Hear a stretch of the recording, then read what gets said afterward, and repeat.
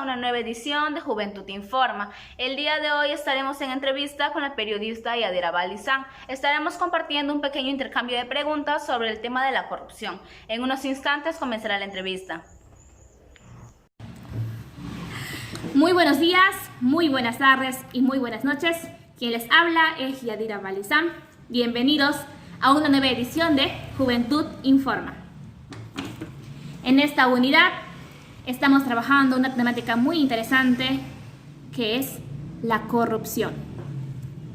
Nuestros profesores nos propusieron este noticiero informativo para que nosotros podamos explayar nuestros pensamientos, punto de vista y opinión acerca de esta temática que no solo afecta a nuestro país, sino que también afecta a nivel global, porque la corrupción no solo trae consecuencias en la política, sino también en la economía, en el desarrollo de un país.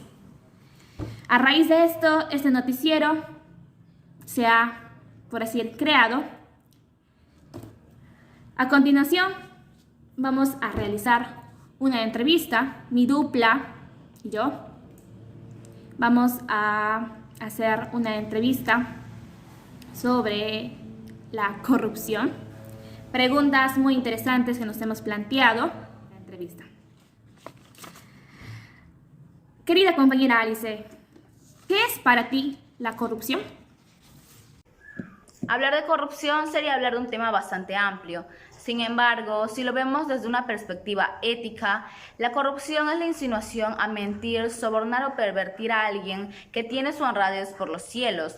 Sin embargo, esta acción puede llegar a destruir a la sociedad en el campo económico y social. ¿Qué virtud nos ayudaría a eliminar la corrupción y por qué? La virtud que ayudaría a la sociedad, dado lo presentado en los últimos años, sería la justicia, porque esta inclina a dar a cada persona lo que merece. Esto se puede presentar en el ámbito comunicativo, por ejemplo, un intercambio a un precio justo, se puede dar en la justicia distributiva, regulando los deberes del Estado respecto a los ciudadanos, en la justicia legal, regulando los deberes de los ciudadanos respecto al Estado, y la justicia social, que abarca la abolición de todas las injusticias en los diversos sectores. La religión y la política son como el agua y el aceite. Explícanos el por qué tú crees que se da esto. Según el libro Cuestiones de Francisco Javier Contreras, la política y la religión no deben mezclarse, pues son dos cosas que juntas se hacen daño. Podemos hacer énfasis en una frase que dice: intentando ganarle a mi prójimo jamás lograré la perfección.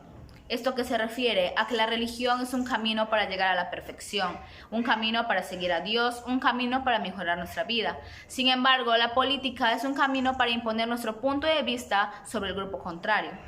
Cuando revuelvo política con religión, estoy utilizando las ansias de los seguidores de Dios para imponer mi punto de vista. En la búsqueda del bien común, ¿cómo afecta la corrupción? La corrupción actúa como un obstáculo al bien común.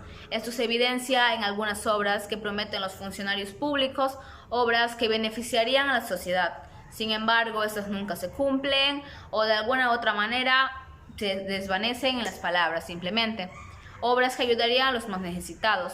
Sin embargo, no se realizan. De esta manera, la corrupción, el engaño, estaría afectando al bien común, obra que ayudaría a una gran cantidad de ciudadanos. ¿Cómo puede lograr la conversión una persona corrupta? ¿Podrías, por favor, utilizar un ejemplo para poder entender mejor? Una persona puede lograr la conversión mediante la realización de acciones justas, pero antes debe darse cuenta que los actos que ha realizado están mal. La conversión es un cambio en el comportamiento, pero va más allá de eso, es un cambio en nuestra naturaleza. La conversión es un proceso, no un acontecimiento. Esto viene del resultado de nuestros esfuerzos por seguir al Salvador. Un ejemplo claro de este es Zaqueo. Zaqueo era un cobrador de impuestos odiado por el pueblo, pero tras la visita de Jesús a su hogar, él le formuló dos promesas. Una era devolver a los pobres lo que les había robado, y la otra era devolver 4 veces más a quienes les había exigido más de la cuenta. En vez de cerrar el bolsillo, abrió el corazón. Su transformación surgió tras el encuentro con Jesucristo. Gracias. Ahora voy a proceder a responder las preguntas. ¿Ser corrupto es un pecado? Bueno, desde el punto de vista religioso, la corrupción es pecado porque forma parte de un sistema que se le denomina injusto, que la Biblia lo denomina satánico. Quiero dar un ejemplo con la siguiente frase del Papa Francisco y también con su respectiva interpretación. El pecador puede llegar a ser santo, pero el corrupto no. Un pecador es quien cae, se arrepiente, confiesa su pecado y se levanta de nuevo, con la ayuda de la misericordia de Dios. Mientras que un corrupto lleva la connivencia hipócrita con el mal. Mencionando los ejemplos, la codicia. Un ejemplo simple, Raúl ha estado observando que sus padres tienen propiedades. El padre, antes de morir, deja a Raúl a cargo para que realice la repartición de bienes. Raúl toma posesión de todo y deja sin nada a sus hermanos. Entonces, ¿cuál ha de ser nuestra participación para no caer en la corrupción? ¿Nos podrías dar algunos ejemplos en la vida cotidiana? Respondiendo a esta pregunta, hago un ejemplo como el soborno. Si nos presenta alguna situación de soborno, pensar y tomar decisiones correctas, avisar o denunciar a las autoridades. En caso de que sea en caso estudiantil, avisar a la directora o a algún profesor que se tenga confianza. Corrupción y justicia. ¿Por qué estas dos palabras son anónimas? ¿Nos podrías dar ejemplo de cada una?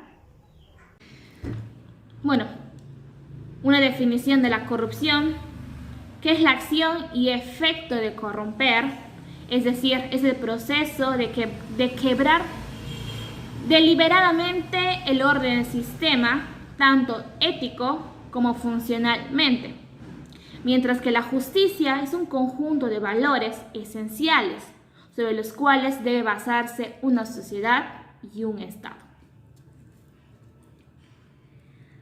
Un ejemplo de corrupción o actos de corrupción que se comete a diario es destruir propiedad pública. Cuando se hace, en el caso de la escuela, cuando se hace un trabajo en equipo y solo uno lo hace, y cuando llega el momento de presentar, el que no ha trabajado pone su nombre, sin haber hecho nada. Los profesores saben y los alumnos también, pero nadie dice nada o nadie opina para poder resolver esta situación.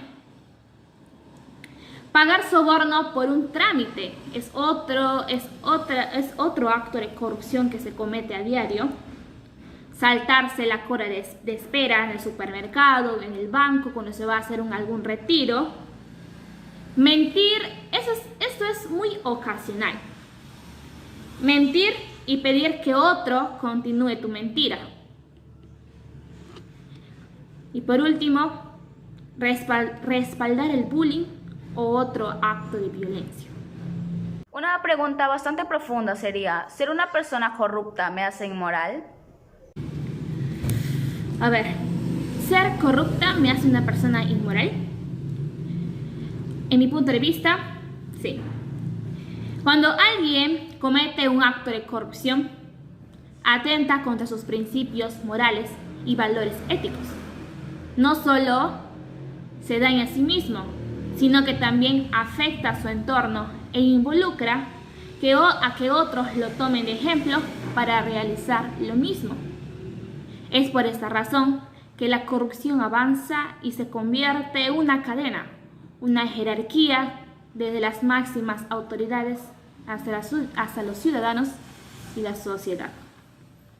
Para finalizar, ¿cuál sería tu mensaje para aquellas instituciones que han cometido actos de corrupción durante esta pandemia? ¿Nos podrías mencionar algunas de ellas? ¿Cuál sería mi mensaje? Yo quiero decir que la corrupción es una cadena que consume nuestra sociedad y nos forja a ser esclavos de la misma. Los daños del pensamiento del beneficio común, el egoísmo y la codicia hacen que el país se empobrezca y que inocentes sufran los daños de sus actos. Como país y como Estado, ustedes, como autoridades, deberían apoyar y ser muy transparentes. Dejemos a un lado los egoísmos y el beneficio común y pensemos en el bienestar y en la salud del pueblo.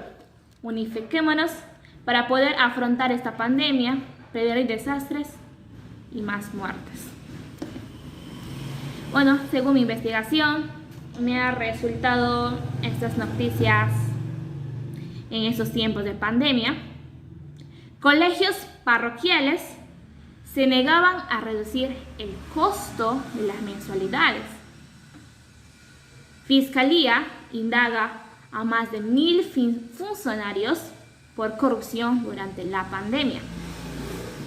Corrupción en los tiempos del COVID-19. Caso de compras de gel por la Policía Nacional del Perú de Chiclayo. Y así concluimos con esta edición. Espero la hayan disfrutado y hayan aprendido un poco más de la corrupción.